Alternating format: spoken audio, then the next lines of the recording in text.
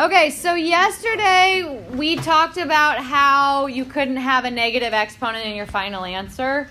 And if you did the work correctly, if you followed the steps we discussed, you never would end up with a negative exponent in your answer.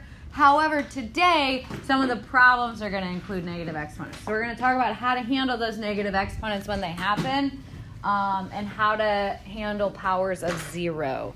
This is the last day of notes for this week. You guys are taking the STAR test tomorrow, and then you'll start reviewing for the quiz. There will be homework tomorrow. Thursday, we're going to review together. I'll be here Thursday to review with you. And then there's a quiz on Friday. Sound good? All right, so here is the first example, jumping right into examples. Do you guys remember what anything to the 0 power equals? 0. No. It's the same number. It is the number 1. Let me show you why. Here's kind of the classic example. So do you remember, and you don't need to write this down, just follow along. Do you remember from yesterday we would have something like this, right? What's any number over itself? 1. So you already know that this is going to equal 1, right? When you subtract the exponents, what do you get? 0. Okay? So there's kind of a little bit of an explanation why. Okay, another reason would be if you think of the coefficient here. What's the coefficient? 1. So if you have 1 with no x's, what do you have? 1. Yeah, so it's basically just kind of turns into a 1. Goes away. So what's going to happen on number 2? 1. The whole numerator becomes a 1. 3x just stays 3x. Questions?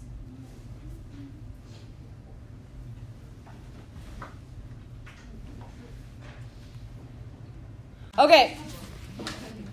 So I heard someone say 1. Ooh. Yeah, it's actually like 4 times 1. This piece becomes a 1.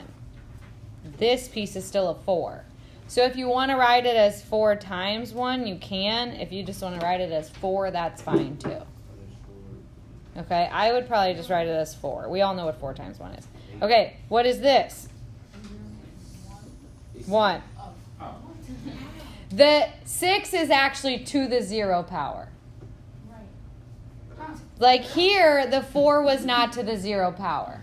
Just the x was to the 0 power, then it was multiplied by 4. Here, 6 is the base to the 0 power. So that's why it turns into a 1. All right? What's going to happen back here? 1 times 1. Hold on. If there was not a 0 power, let me write it up here. If it was 8x to the 0, then it would be 8. But, because here the 8's to the first power. That's not what we're looking at here. In this problem, 8's to the 0 power. X is to the 0 power. So 1 and 1, 1 times 1 is 1. So what's my final answer on this one? 6. Just go step by step. And if it helps you to see the difference in these, put an exponent with the 4. You know that there's a 1 there. And that might help you see, well, when does it turn into a 1, and when does it stay that number that's the base? Okay? Now, negative exponents. Kind of a tricky idea. The way we handle negative exponents is we just move it to the other part of the fraction. So if you have a negative 1 in your numerator as your exponent, you move the whole thing to the denominator and it becomes a positive 1. Okay? And my answer is 1/4. So you flip? Only the part that has the negative exponent. We didn't really flip the 1. It's just we needed a placeholder. We'll look at a bunch of examples. But when you have a negative exponent in the top, move it to the bottom, make it positive. When you have a negative exponent in your denominator, move it to the top and it becomes positive. I like to think of like once you like move it over the bar, it becomes like changes signs. And it, after it goes through that bar, change the sign. Okay?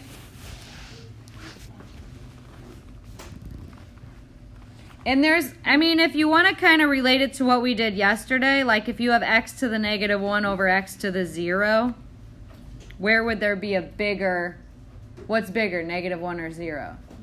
0. And then you'd subtract them. What is 0 minus negative 1? Negative 1. 0 minus a negative 1. 0 plus 1, right? Oh. Yeah, so same idea here if you thought of a 1 as something, yeah. So there's a few different ways that you can kind of reason through this. I think it's easier just to think, though, as you move it from one part of your fraction to the other, you change the sign of the exponent. And again, we'll look at some examples. We will look at some examples. So we flip it, right? So we put the x to the positive 3 at the bottom over 1. Under 1. So we're going to put 1 in our denominator, right? We know there's a 1 down there. Where does this guy go? At the bottom. To the bottom. And then we make it positive. But I need a placeholder, right? So I put a 1 up top. This 1 didn't really move. It's just the place where the placeholder goes moved. There's no longer anything in my numerator. Okay. What's going to happen on number 6? You're going to put the x to the negative 7 on top. Yeah, but I'm going to write it as what? X to the positive 7. X to the positive 7. Do I need a 1 on the bottom? No. Those are never really important.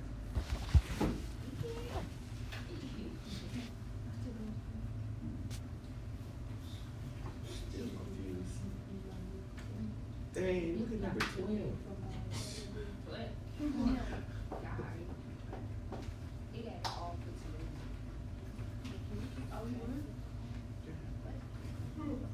All right, we good? Yeah.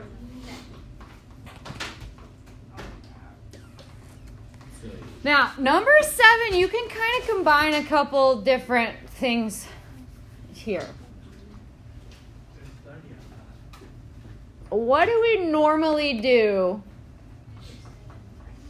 when they each have their own base and we're multiplying? We add those. So we can do that here. We're just adding with a negative. So what is negative 5 plus 2? Negative 3. And then where do negative exponents have to go? At the bottom. So now it looks like that. But what is 3 to the third power? Oh, no, 1 to the 7. I'm tricked there. Okay, I'm sorry. There you go. That's one way to do it. Or... Please no or. You can tune me out if you want. You could have moved this right to the bottom to begin with. Right? So we'd have 3 squared over 3 to the 5th. And then that's like what we did yesterday, right? Yeah? We just subtract the exponents. We end up right here. Same answer? Yeah. So a lot of these, there's different approaches. All these rules sort of work together. It just depends on how you want to start it. All right. 8's another one. You can take everything to the negative third power, or you can get rid of the negative and take everything to the regular third power. It just sort of depends what you're feeling. I am going to... turn your phone off, please. I'm going to take everything to the negative third power. So this is 4 to the negative third over n to the negative third. Everything in parentheses is taken to that exponent. The way we do that is we multiply the exponents. They each had an exponent of 1. 1 times negative 3 gave me negative 3 and negative 3 for my exponents. Everybody good? Yeah. Okay. Now, where does this guy need to go? To the bottom. Where does this guy need to go? To the top. So right now I have n to the third over 4 to the third. Do we know what 4 to the third equals? Yeah. 64. 16 times 4. Yeah, 64. Good. Awesome. 64. What are your questions? We're just going to start at the beginning. Is there anything I need to do with this guy? Sure. No, that negative is not in an exponent. So it doesn't require any sort of flipping. That's just a negative fraction. We've seen those forever. So I'm going to leave that part alone. I have negative 5 in my numerator, 4 in my denominator. Now, let's focus on our, I'll just go in alphabetical order. A would come first, right? Yeah, that's going to go up top.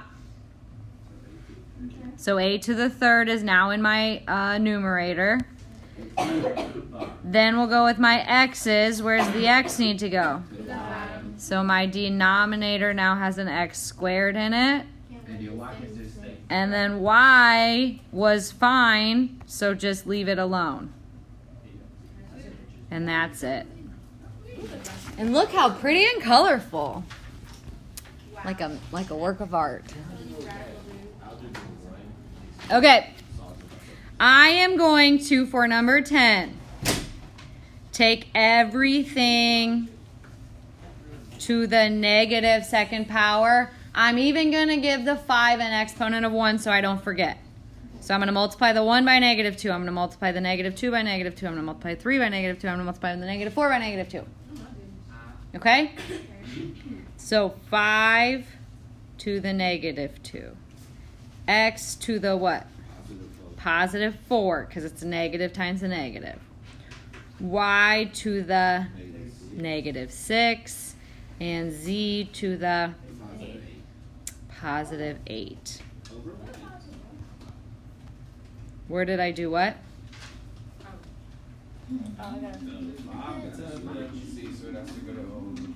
Yes. When I have parentheses with an exponent on the outside, everything has to go to that exponent. And the way we raise an exponent to an exponent is by multiplying. I gave the 5 an exponent of 1 just to remind myself not to forget to multiply those. It's 5 to the negative second. You guys did that lesson with a sub, so I'm not positive if that's how he showed it. Did he put the 1 there? No, he just took it to the negative second. It's the same thing. I just kind of make it an extra step.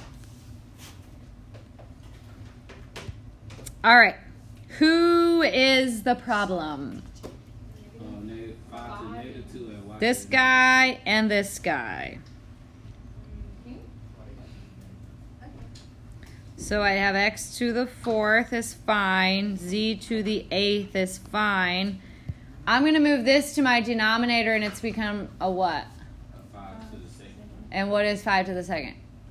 25. So you can just go ahead and write that instead of writing the whole thing again and again and again. And then what else? Y to the 6th.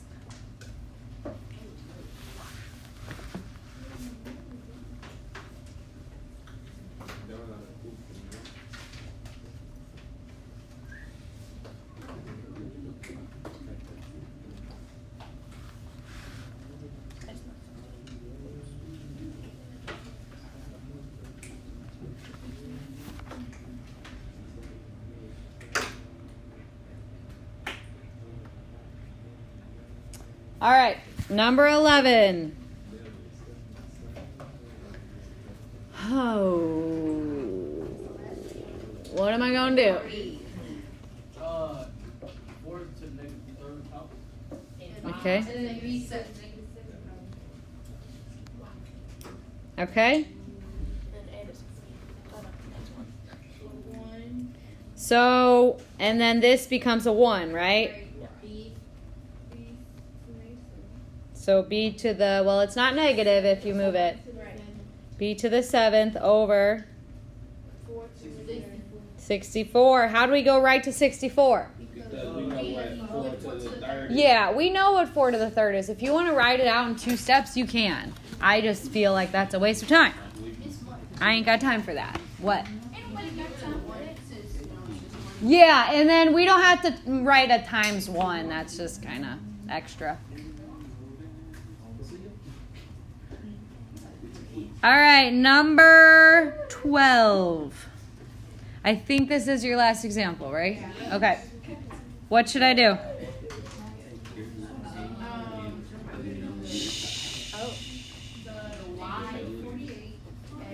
All right, let's tackle the coefficients.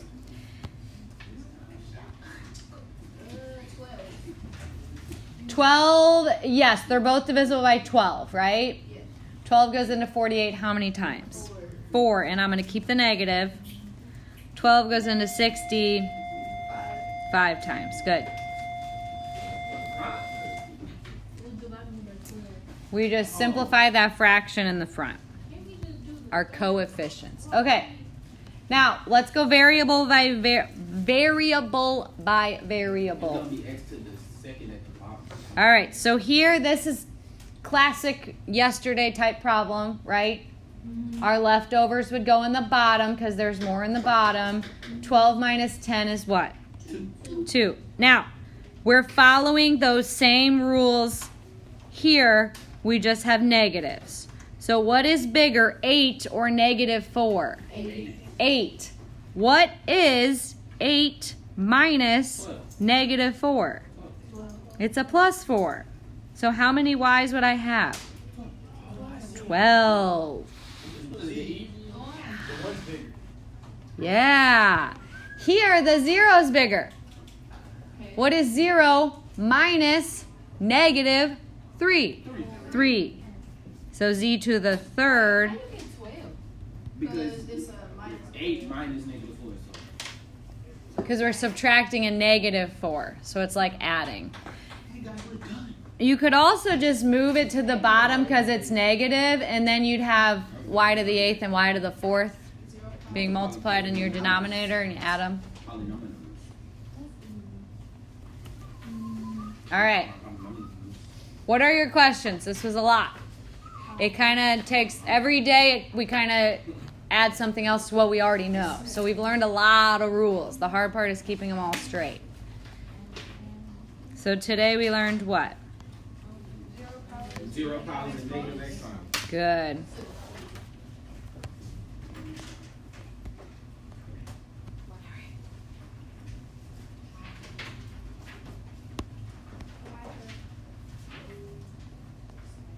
All right, I shortened it up a little bit there.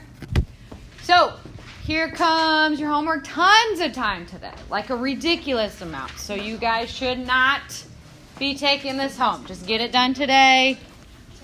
Have no homework tonight.